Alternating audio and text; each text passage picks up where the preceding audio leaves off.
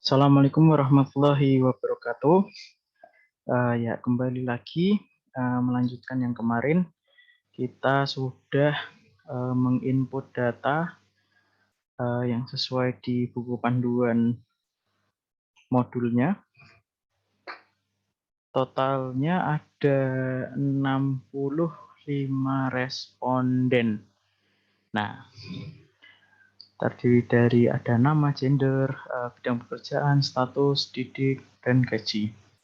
Nah, sekarang ini kita akan melanjutkan yang di 1.3 ini halaman 9, yaitu tentang statistik deskriptif untuk data nominal dan ordinal. Oke, kita langsung saja. Kita akan melihat berapa banding berapa jenis kelamin dari karyawan ini. Oke, yang pertama-tama kita membuka SPSS-nya. Lalu kita masuk ke analyze. Lalu kita pilih yang deskriptif statistik. Terus kita klik yang frekuensi. Nah, sebelumnya tampilannya akan menjadi seperti ini yang di bagian kanan ini yang variabel akan kosong. Nah, di sini ada terdiri dari bermacam-macam, ada nama karyawan, jenis kelamin, bidang, dan sebagainya. Nah, lalu kita ingin mengetahui berapa jenis kelamin karyawan yang terdapat pada responden tersebut. Nah, ini kita klik ke gender atau jenis kelamin. Kita masukkan ke variabel sini dengan cara mengklik anak panah ke kanan ini. Nah, otomatis sudah masuk semua. Lalu pada kotak kita lihat kotak ini variabelnya sudah terisi. Lalu kita klik statistik. Nah, kita tidak perlu mengubah apa-apa lagi, biarkan kosong semua. Kita klik continue. Lalu selanjutnya kita masuk ke chart. Nah, kalau yang di chart ini kita pilih yang pie chart. Nah, yang pie chart ini selanjutnya kita klik continue, chart value-nya kita masuk ke frekuensi, lalu klik continue. Setelah pas klik continue, lalu kita klik OK. Nah, hasil kita akan menemukan sebuah output data statistik dan jenis kelamin, yang mana tabel tersebut menunjukkan dari 65 sampel yang diteliti ternyata semuanya adalah valid, yaitu missing-nya 0 atau tidak ada miss. Maka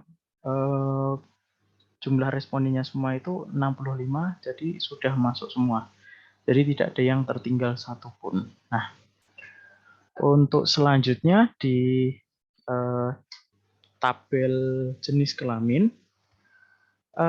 di sini dapat dilihat menunjukkan tabel ini menunjukkan dari 65 karyawan yang diteliti ternyata 35 orangnya atau sekitar 5,38 ini adalah pria, dan yang lainnya atau ada 30 orang perempuan, dan persenannya adalah sebanyak 46,2%. Nah, totalnya 65 karyawan dan persenannya 100%. Artinya seluruh karyawannya sudah teridentifikasi baik pria dan wanita dengan persentase yang berbeda, sehingga persentasenya 100%. Nah, selanjutnya ada diagram. Nah, ini kalau kita mau membandingkan antara pria dan wanita, yang biru ini yang pria dan yang hijau ini yang wanita untuk di jenis kelamin.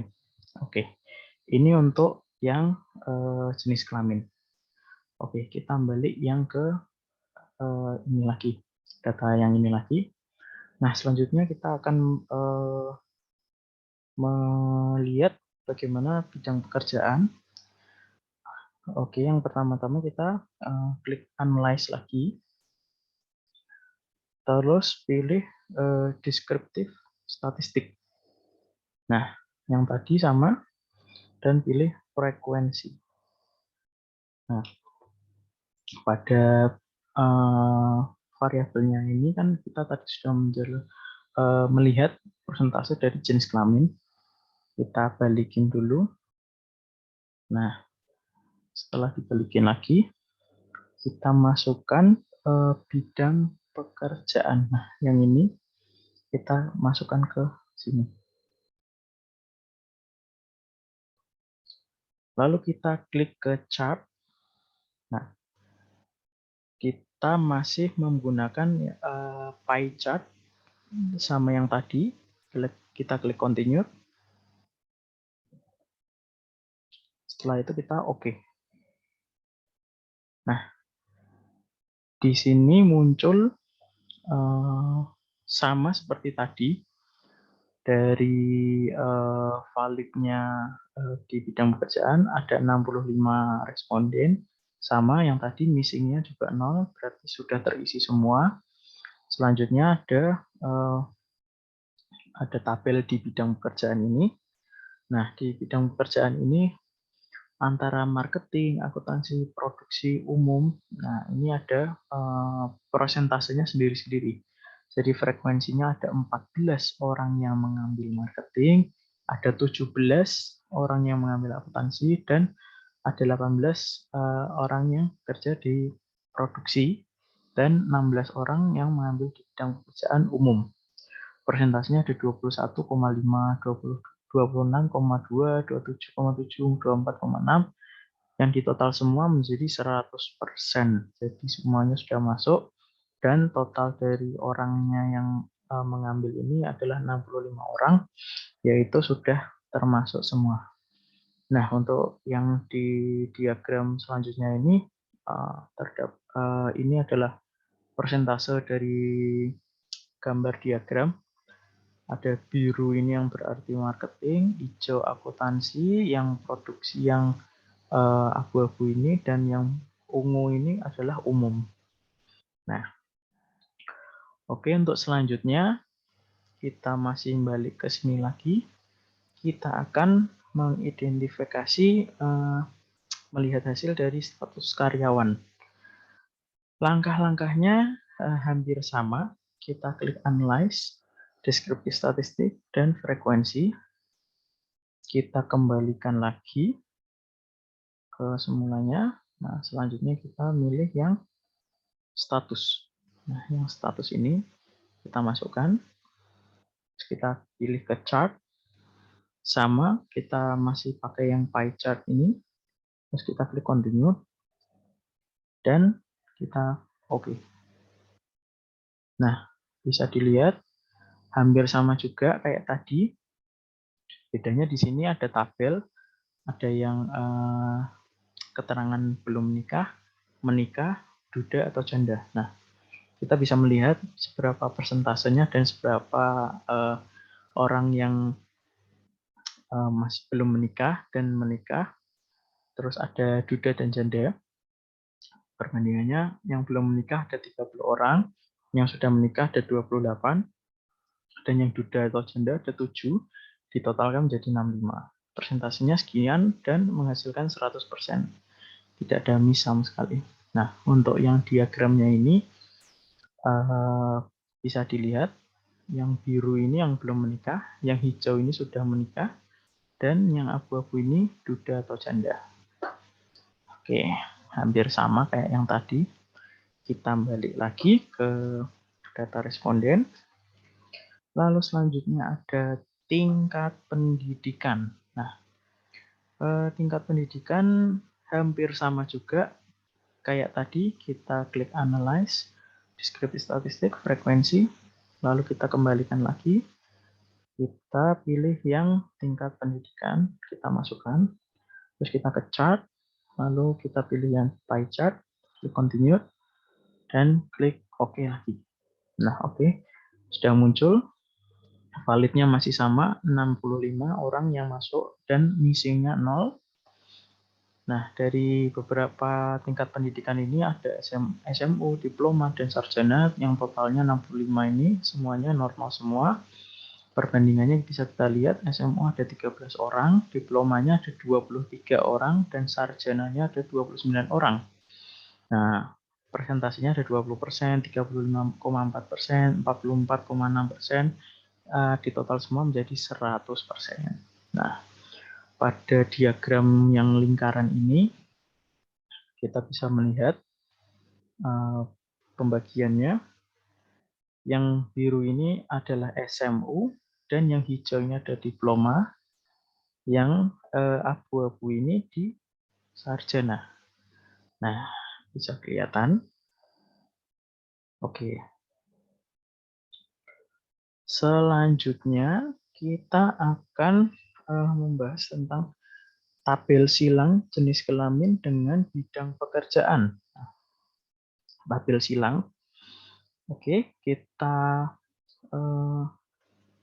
buka ke data SPSS. Dari menu ini kita masih tetap klik Analyze dan pilih Deskriptif Statistik. Terus ke frekuensi, kita ke cross tabs. Nah, yang ini cross tab ini. Kita klik. Nah, muncul ini row dan columns. Nah, pada kotak cross tab ini, kotak cross tab ini, masukkan variabel gender. Nah, atau gender ini jenis kelamin, ke kotak rows. Rows yang di atas ini kita klik yang di rows. Oke. Selanjutnya kita akan meneliti tentang bidang pekerjaan. Bidang pekerjaan ini kita masukkan ke kolom. Oke. Nah,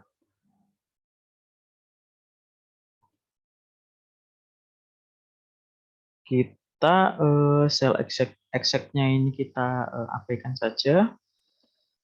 Statistiknya kita abaikan saja. Sales format kita abaikan saja. Kita masuk ke kotak sel. Nah, terlihat ada beberapa opsi. Kita yang di count ini kita centang ke observed, dan persentasenya kita ke klik row dan kolom. Seterusnya kita yang ke non integer week ini kita centang atau kasih poin yang round cell count.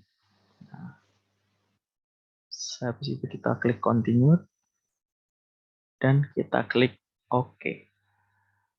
Nah, ini sudah nampak ya hasil dari persilangan tabel silang jenis kelamin dengan bidang pekerjaan. Yang tabel pertama ini yang case processing summary menunjukkan bahwa semua data adalah valid dan siap dianalisis, yaitu ini N itu jumlah respondennya ada 65, yang berarti persenannya 100%, sudah masuk semua.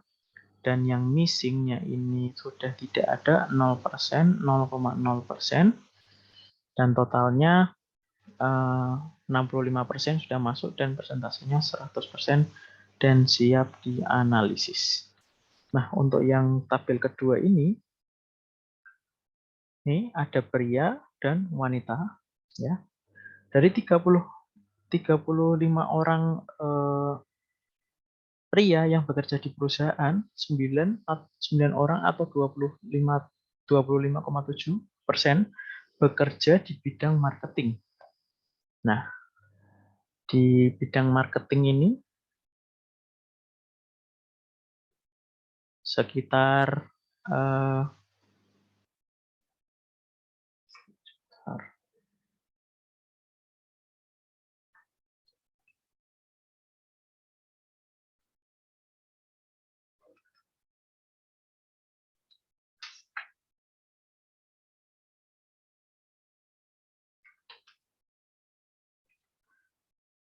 bisa dilihat dari 35 orang yang mengambil akuntansi pria yang mengambil marketing ini bekerja di perusahaan, 10 orangnya itu mengambil di marketing dengan persentase 71,4, dan yang di akuntansi ada 8 orang dengan bidang pekerjaannya 47,1%. Terus yang di produksi ada 9 orang 50%. Terus yang di umum ada 8 orang yaitu sebesar 50%. Totalnya ada 30 orang pria ya dengan persentase 53,8% dalam memilih bidang pekerjaannya masing-masing. Nah, untuk jenis kelaminnya 28,6% dari wanita, terus akuntansinya itu 22,9% dari wanita, terus 25,7% dari wanita, yang pekerjaan umum 22,9% dari wanita. Selanjutnya di tabel wanita ini yang mengambil di marketing ada 4 orang, yang di akuntansi ada 9 orang, dan yang di produksi ada 9 orang, umum ada 8 orang, totalnya 30 orang. Nah, kalau digabung 35 dan 30 itu artinya sudah terdiri dari 65 orang responden, maka respondennya sudah masuk semua, persenannya bisa dilihat di sini. Oke, nah totalnya ini ada 100% semuanya, berarti sudah termasuk semua. Nah, di jenis kelaminnya sudah termasuk 100% semua, dan respondennya 65 orang. Nah, oke, baik. Selanjutnya,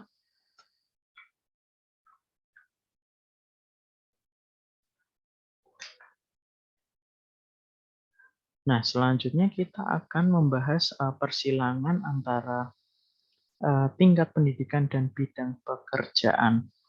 Kita klik Analyze, Deskripsi Statistik, kita pilih ke Cross Tab lagi. Nah, kita kembalikan lagi ke yang jenis kelamin dan bidang pekerjaan. Nah, kita masuk ke tingkat pendidikan atau didik ini, kita kasih ke row. Selanjutnya di kolomnya itu yang sini kita isi dengan bidang pekerjaan.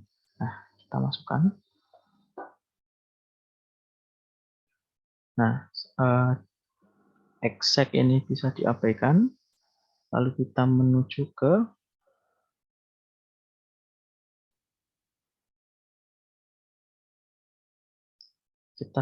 cell.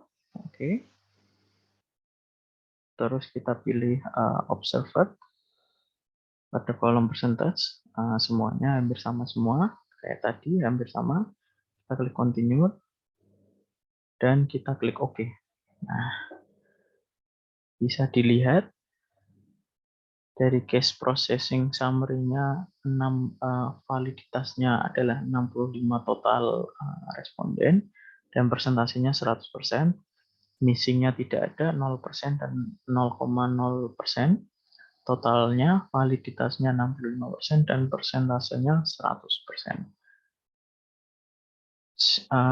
Dari keterangan tersebut data siap dianalisis. Nah, untuk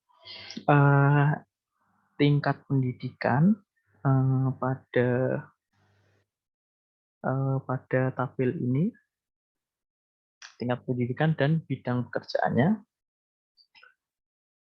bisa dilihat ada 13 orang tingkat pendidikannya dari SMU, lulusan SMU, dan 23 orangnya ini dari diploma, dan 29-nya dari sarjana. Nah, dari 13 orang ini, kita bisa lihat 6-nya ini dari marketing, 3-nya dari akuntansi, 3-nya lagi dari produksi, dan 1-nya umum. Jadi di total 6, 3, 3, 1, jadinya 13. Nah, dari SMU, dan selanjutnya ada 23 orang dari diploma. 4 orangnya terdiri dari marketing, akuntansinya 7 orang, produksinya 10 orang, umumnya 2 orang. Nah, totalnya 23 orang. Nah, untuk yang 29 orang dari sarjana ini terdiri dari marketingnya 4 orang, akuntansinya 7 orang, produksinya 5 orang, dan pekerjaan umumnya 13 orang. Totalnya 29 orang. Dan bisa dilihat totalnya itu ada 65 orang responden. Jadi di total semua ini dari SMU Diploma Sarjana ketemunya 65% dan 100% semua. Artinya datanya valid. Tidak ada missing. Oke.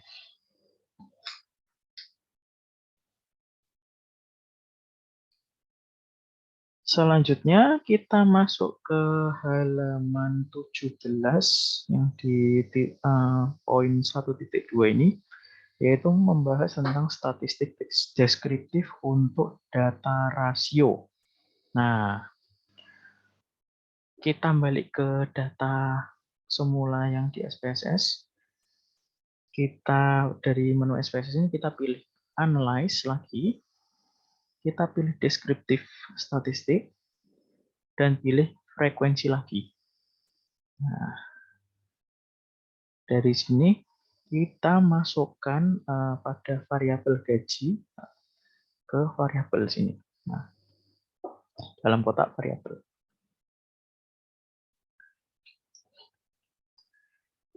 Kita klik pada bagian statistik. Nah, muncul ini semua.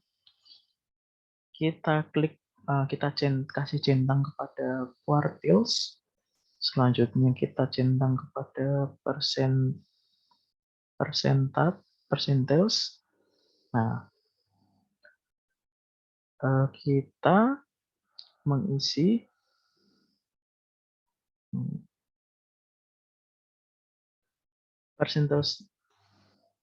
persentilnya, kita isi 10,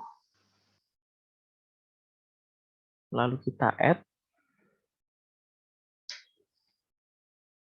dan kita klik angka 80, kita add lagi.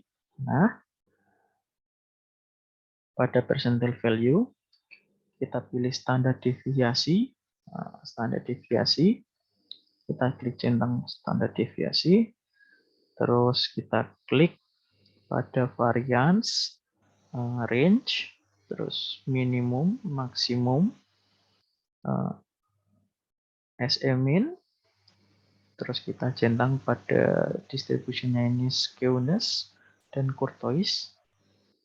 Lalu central tendensinya kita klik semua, mean, median, mode, dan sum.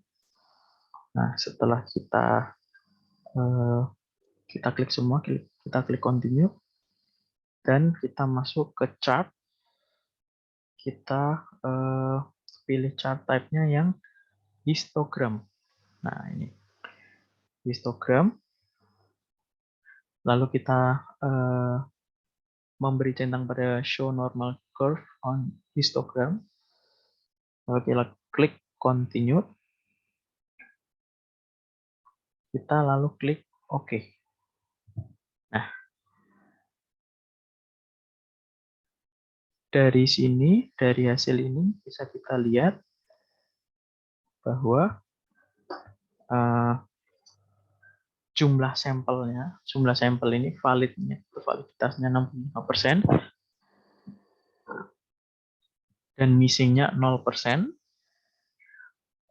Min-nya ini ada 36,494, yaitu rata-rata gaji karyawan sebanyak 3.649.000 per bulan, rata-rata dari semuanya ini. Terus ada standar error of min, yaitu ada 203.11050. Nah, ini standar error of min digunakan untuk memprediksi atau mengestimasi rata-rata populasi berdasarkan rata-rata sampel dengan tingkat signifikan 95% atau dengan A sama dengan 5%, rata-rata populasi akan berbeda di antara rata-rata sampel kurang lebih 2 standard error of mean. Jadi rata-rata gaji karyawan berada di antara 3.649.000 itu sampai dengan 3.649 tambah 2 atau sekian atau sekian. Nah, mungkin seperti itu. Selanjutnya ada median. Mediannya ini ada 3.200.000. 50% dari gaji karyawan setelah diurutkan dari yang terkecil memiliki nilai maksimal 3.200.000 atau 50% gaji karyawan berikutnya memiliki nilai minimal 3.200.000. Selanjutnya ada modenya 2.500.000. Sebagian besar karyawan memiliki gaji sebesar 2.500.000 per bulan. Selanjutnya ada standar deviasi, yaitu rata-rata dispersi atau penyimpangan dari rata-rata sampel gaji karyawan sebesar 1,6375 sekian. Nah, selanjutnya ada ini, kita ke skewness ini ada 0,627 ini, dan standar error skewness-nya 297 digunakan untuk menentukan apakah data berdistribusi normal atau tidak. Jadi data berdistribusi normal bila rasio skewness berada di antara min 2 sampai dengan 2 atau rasio skewness 0,627 atau 0,297 sama dengan 2,11 yang berada lebih besar dari 2, artinya data tidak berdistribusi normal. Oke.